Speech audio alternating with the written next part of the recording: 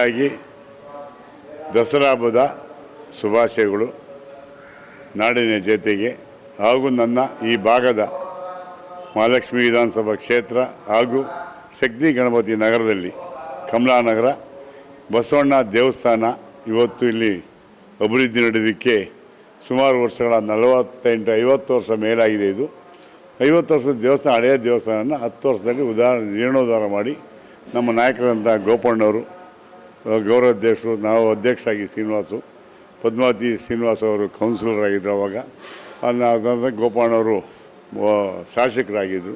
ಆ ಟೈಮಲ್ಲಿ ಎಲ್ಲ ನಮ್ಮ ಸಂಘದ ಪದಾಧಿಕಾರಿಗಳು, ಊರಿನ ಜನತೆ ಎಲ್ಲ ಸೇರಿ ದೇವಸ್ಥಾನ ಕಟ್ಟಬೇಕು ಅಂತ ಹೊರಟಾಗ ವಿಜೃಂಭಣೆಯಿಂದ ದೇವಸ್ಥಾನ ಕಟ್ಟಿ ಒಂದು ಜೀರ್ಣೋದ್ಧಾರವನ್ನು 2015-2022 ಉದ್ಘಾಟನೆಯನ್ನು ಆಯ್ತಿದ್ದು.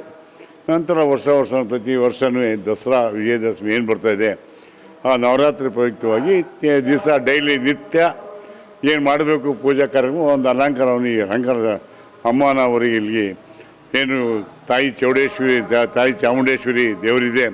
ಚಾಮುಂಡೇಶ್ವರಿ ಅವತಾರದಲ್ಲಿ ನಮ್ಮ ಇಲ್ಲಿ ಈ ಭಾಗದಲ್ಲಿ ಪದ್ಮಾವತಿಯನ್ನು ದೇವರಿಗೆ ಒಂದು ಅಲಂಕಾರವನ್ನು ಕೊಟ್ಟು ಆ ದಿವಸ ನಿತ್ಯ ಅದು 9 ದಿವಸ ಮಾಡಿದ್ವಿ. ಈ ಸರಿ 10 ದಿವಸ ಕಾರ್ಯಕ್ರಮ ಇದೆ. 10 ದಿವಸ ಕಾರ್ಯಕ್ರಮಕ್ಕೆ ಕಂಟಿನ್ಯೂ ಮಾಡ್ತಾನೆ ಇದ್ದೀವಿ.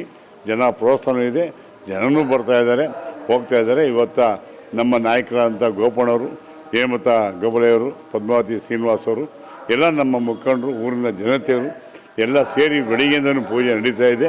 ದಿವಸ ನಿತ್ಯ ಬೆಳಿಗ್ಗೆ ಸಂಜೆ ನಡೀತು. ಪ್ರಸಾದ ನಿಯೋಗ 2 ಟೈಮು ಇಲ್ಲಿ ಕೊಡ್ತಾಯಿದ್ದೀವಿ. ಅದರಿಂದ ದೇವರಿಗೆ ಕೃಪೆಗೆ ಪಾತ್ರ ಆಗಬೇಕು. ಯಾಕೆಂದರೆ ಎಲ್ಲೂ ಈ ಭಾಗದಲ್ಲಿ ಇಲ್ಲ.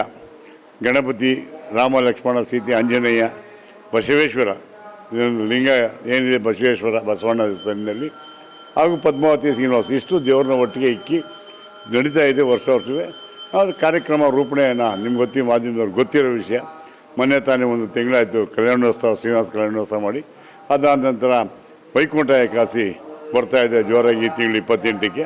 ಆದ ನಂತರ ಶಿವರಾತ್ರಿ ಹಬ್ಬಗಳು ಬರ್ತಾವೆ. ಹಬ್ಬಕ್ಕೆ ಎಲ್ಲ ಜನ ಚಿರೋಣಿಯಿಂದ ಕೆಲಸ ಮಾಡ್ಕೊಂಬರ್ತಾಯಿದ್ದೀವಿ. ದೇವಸ್ಥಾನ ಅಭಿವೃದ್ಧಿ ನಡೀತಾ ಇದೆ. ಇನ್ನು ಹೆಚ್ಚಿನ ರೀತಿ ಪ್ರೋತ್ಸಾಹ ಜನತೆ ಬಂದು ಆಡಿಸ್ಬೇಕು, ನೀವೆಲ್ಲ ಸಹಕರಿಸ್ಬೇಕು ಅಂತ ತಮ್ಮಲ್ಲಿ ಕಳೆ ಹೇಳ್ಕೊಂಡು ಈ ದಿನ ಹಬ್ಬದ ಶುಭಾಶಯಗಳು, ದಸರಾ ಹಬ್ಬದ ಶುಭಾಶಯಗಳು. ದೇವರು ಆರೋಗ್ಯ ಭಾಗ್ಯ ಕೊಟ್ಟು ಚಾಮುಂಡೇಶ್ವರಿ ಇವತ್ತೇನು ಚಾಮುಂಡೇಶ್ವರಿ ತಾಯಿ ಚಾಮುಂಡೇಶ್ವರಿ ವಿಜೃಂಭಣೆ ನಡೆಸ್ಕೊಡ್ಲಿ, ಜನಕ್ಕೆ ಆರೋಗ್ಯ ಕೊಡಲಿ, ಒಳ್ಳೆಯ ಒಂದು ಕಾರ್ಯಕ್ರಮ ನಡೆಯೋದಕ್ಕೆ ಹಾಗೂ ಜನತೆಗೆ ಒಳ್ಳೆಯದಾಗಲಿ, ಭಾಗ್ಯ ಎಲ್ಲ ಮಕ್ಕಳು ಮರಿಗೆಲ್ಲ ಒಳ್ಳೆಯ ಆಶೀರ್ವಾದ ಮಾಡಲಿ ಅಂತ ಹೇಳಿ ನಾನು ದೇವ್ರನ್ನ ಬೇಡ್ಕೊಂಡು ಇವತ್ತು ಬಸವಣ್ಣ ಟ್ರಸ್ಟ್ನ ಅಧ್ಯಕ್ಷನಾಗಿ ನಾನು ಶ್ರೀನಿವಾಸು ಮಾತಾಡ್ತಾ ಇರೋದು.